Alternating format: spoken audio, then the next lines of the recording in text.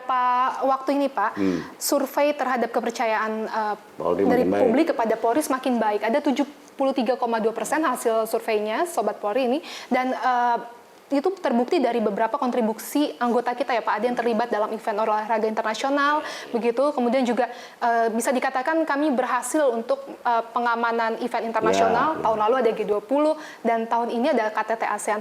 Bapak melihat capaian Polri saat ini seperti apa Pak? Itu wujud dari transformasi sebenarnya. Ya. Jadi ketika kita panen sesuatu yang mendapat apresiasi masyarakat, berarti ada sesuatu yang dianggap bermanfaat oleh masyarakat. That's the point ya. Jadi KTT berhasil,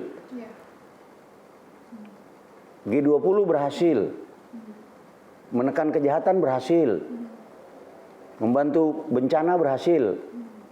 Itu akan mengangkat tingkat kepercayaan masyarakat.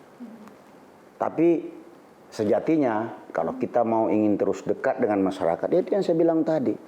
Ada di tengah-tengah masyarakat menjadi sosok pelindung, pengayom, pelayan, penolong, sahabat. Ya. Apa itu? Ya tindakannya yang saya bilang tadi, real tindakannya adalah problem solver, menyelesaikan masalah yang ada di tengah-tengah masyarakat yang terkait dengan Kamtibmas dan yang bukan Kamtibmas. Nah, itu bantu sinergi tentunya dengan segenap stakeholders yang ada di tempat dia bertugas. Nah, itu. Mudah-mudahan dengan itu di ulang tahunnya yang ke-77 ini bukan lagi 77. Saya berharap bisa sampai 76, bisa naik 3 digit lagi. Nanti Agustus bisa 80, amin. Ya. Ya, nanti Agustus bisa 80 pada saat HUT kemerdekaan RI yang ke-78. Nah, itu. Kita harus optimis. Kita harus berubah. Seluruh anggota Polri ini harus berubah. Kalau tidak kita dilindas sama zaman. Kalau kita tidak mau berubah. Nah, itu. Betul ya. Pak, betul. Dan ini harapannya besar sekali ya Pak, kita persentase terkait kepercayaan publik ini terus meningkat. Nanti pada tanggal 17 Agustus mudah-mudahan naik lagi ya Pak. Mudah-mudahan. Hadiah ulang tahun. Hadiah ulang tahun. Dan ini Pak, ada agenda nasional Pak tahun depan, pemilu 2024. Persiapan yang telah dilakukan apa saja nih Pak? Tentu kita mengenal ada yang namanya Pancasiap, Saptasiap. Tapi yang paling pokok adalah bagaimana kita membangun situasi Kamtibmas yang kondusif. Di samping kesiapan internal, siap pasukan, siap personil, siap logistik, ya, siap piranti lunak, kita juga harus menyiapkan situasi Kamtibmas itu. Nah, situasi Kamtibmas supaya dia kondusif, adem. Apa itu yang dimaksud dengan adem? Suhunya tidak naik. Nah, artinya dia suhu kamar, adem. Supaya suhunya, kalau suhu naik berarti apa? Ada persoalan yang tidak beres sehingga mengganggu sistem pendingin itu. Nah, makanya polisi harus turun memonitor, menyelesaikan semua persoalan.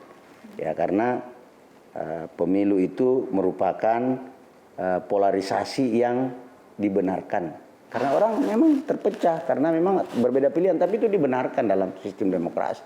Berbeda pilihan. Yang menjadi persoalan jangan sampai perbedaan pilihan itu menyebabkan overheater itu. Panas dia, ya kan? Overheat.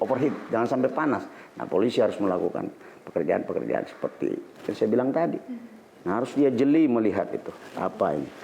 Itu kira-kira. Harus bisa memapping ya Pak? Ya, mapping. Ya, kita sudah punya pengalaman untuk itu supaya tetap sejuk, adem, damai. Ya.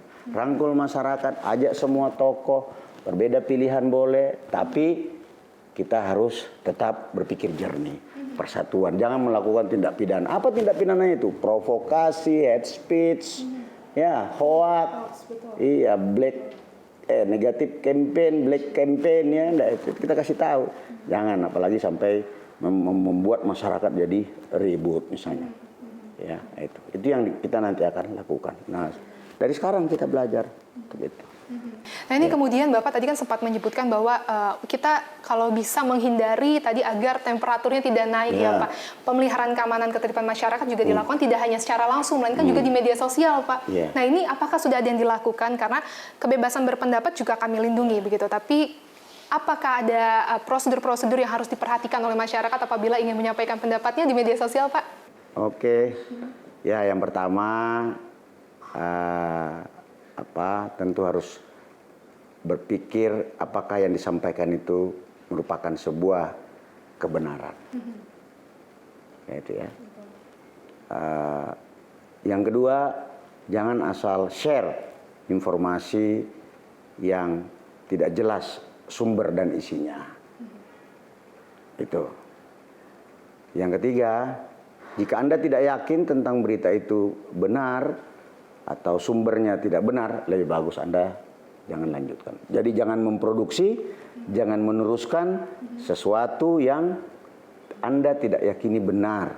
Nah, kalau Anda merasa bahwa ini benar atau tidak benar, masih ragu-ragu, maka silakan melakukan check and recheck.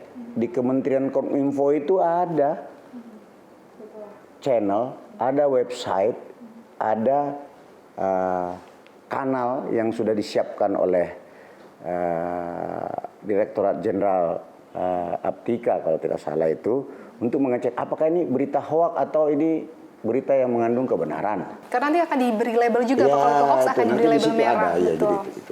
Sekarang itu, dan itu memang sesuatu yang sulit dihindari karena perkembangan teknologi, perkembangan teknologi informasi. Misinformasi itu menjadi persoalan yang bukan hanya dihadapi Indonesia. Oleh sebab itu kita harus terus meningkatkan literasi digital kita. Kita harus sama-sama melakukan sosialisasi, edukasi agar indeks cyber culture kita namanya itu ya, indeks cyber culture kita itu bisa terus membaik. Gitu. Nah itu peran dari kita semua untuk melakukan literasi kepada masyarakat, khususnya menjelang pemilu legislatif dan presiden nanti.